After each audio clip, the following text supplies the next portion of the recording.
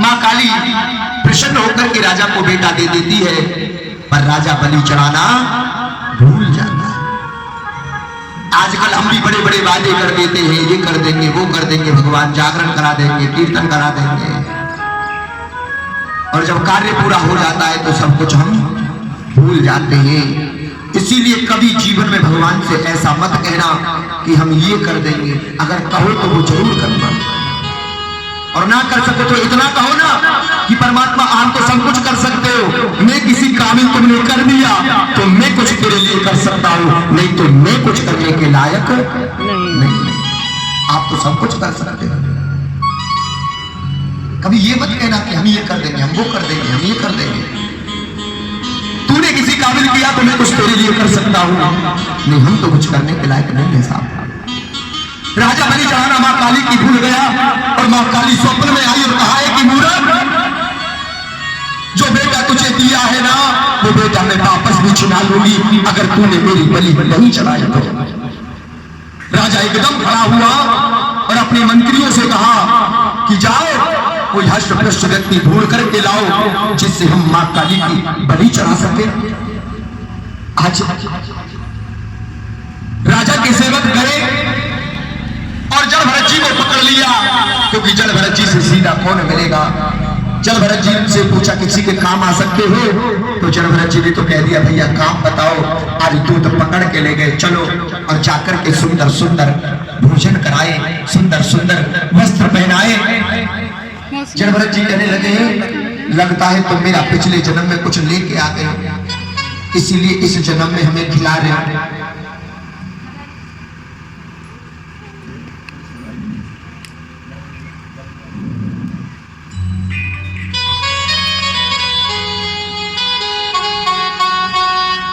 और आज वो राजा के सेवक कहने लगे देखो महाराज, पिछले जन्म को कोई चक्कर ना है, अभी खिला रहे अभी निकाल लेंगे, ऐसा क्या करोगे?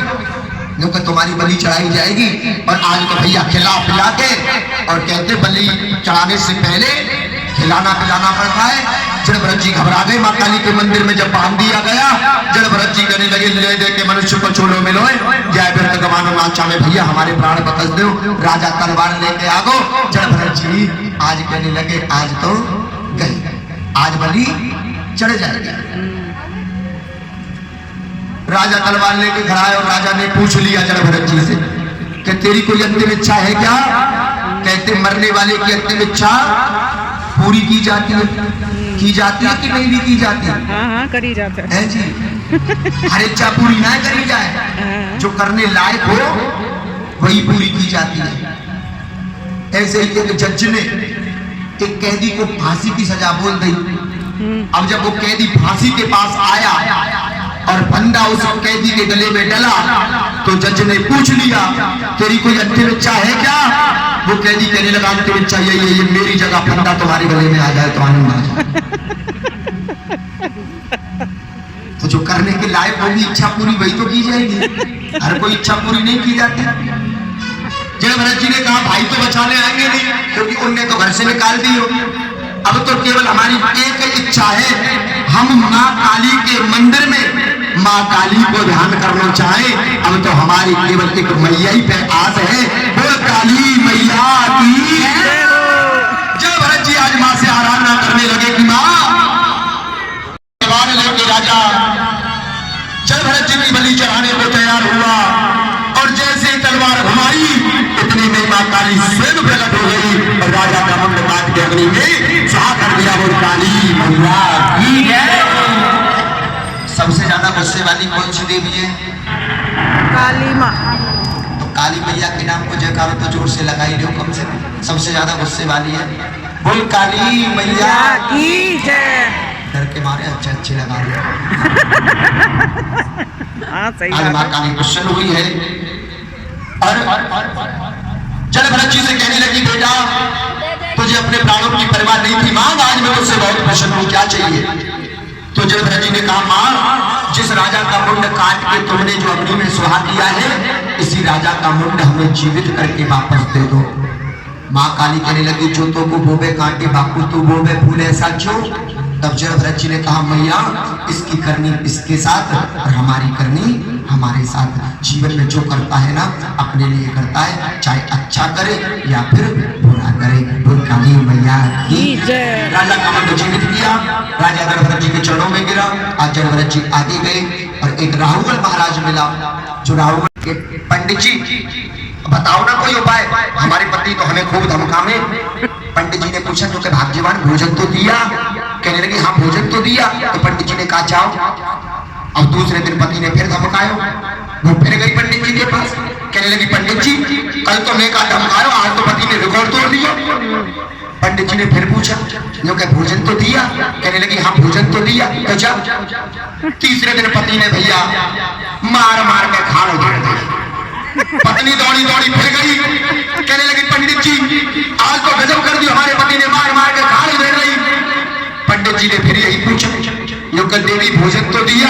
पंडित जी आग बबूला, वो पत्नी आग बबूला हो रही थी, मार खा के आई थी। कहने लगी तुम रोज रोज पूछते हो भोजन दिया भोजन दिया भोजन दिया, कोई समाधान तो बताते नहीं हो किस बात के पंडित जी हो, मैं रोज तुम्हारे पास आती हूँ। पंडित जी कहने लगे भाग्यवान हम जो पूछते वो सही पूछते, भोजन दिया। तुम्हें ये भोजन मिल रहा है ये थोड़ी बात नहीं है, नहीं तो तुम्हारे कर्म तो इस लायक भी नहीं थे। जैसा तुम्हारा कर्म था वैसा तुम्हें मिल गया, अब तो भोगना पड़ेगा।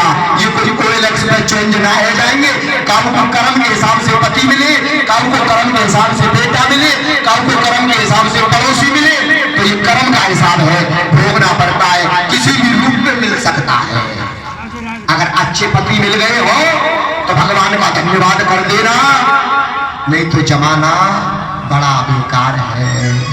बहुत माता बहन दुखी है, सुबह से शाम तक पीनो ही पीनो, गुट्टी लगा लो और घर में कलहेल कर लो। सत्संगी कहाँ है आज? प्रेम से बोलना राधे राधे राधे राधे। और जिनके थोड़े बहुत 19-20 हुए तो अगर तुम भोले बाबा की भाव से आराधना करोगे सुधर जाएंगे तो वे बिल्कुल एकदम सीधे ही बन जाएंगे। भोले बाबा थोड़े बहुत 19-20 हैं तो एकदम सीधे हो जाएंगे, क्योंकि हर पत्नी चाहे हमें पति कैसो मिले, कैसो मिले भोले बाबा से राम जी जैसा। ये चीज कह रही है राम जी जैसा। देखो अरे राम जी को बनवास भेज दें सीता जी। बन चली जाओ 14 वर्ष बनी बनी में यार। हाँ एक हमारी गली में रहे पति हमारे 2 महीना ना रहे और दूसरा घर वास करके बैठ गए।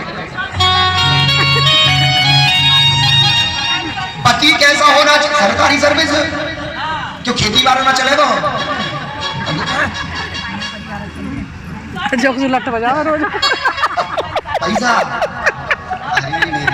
बाय बाय जोरदार ताली बजा दो। राधे राधे। नहीं चाहिए भोले बाबा तुम ना चाहोगा जाने करी शर्म बात है, इतनी ज्यादा खुशी थोड़ी है। देखा तुम बनाओ हाथ लाके नहीं चाहिए मुझे माँ के कोटी का मत सजा दे दो, नहीं चाहिए मुझे माँ के कोटी का मत सजा दे दो, मुझे तो चाहिए तुलसी माला हरे गुण गाने को।